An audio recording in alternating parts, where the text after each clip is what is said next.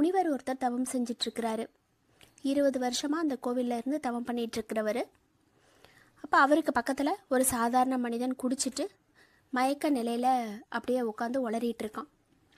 அது ஒரு தேவியினுடைய கோவில்.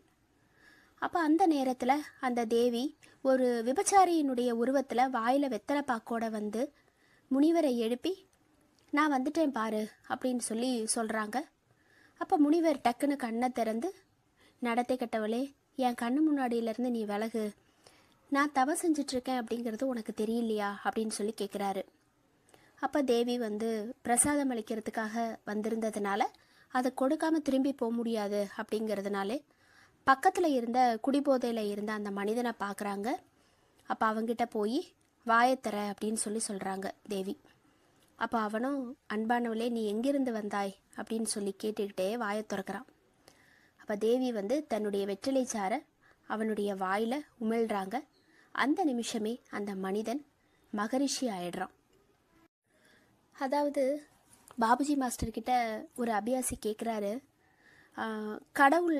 கடவுளை நான் பார்க்க முடியுமா, கடவுள் வந்தால் நான் எப்படி கடவுளை நான் எப்படி உணர்றது அப்படின்னு சொல்லி கேட்குறாரு.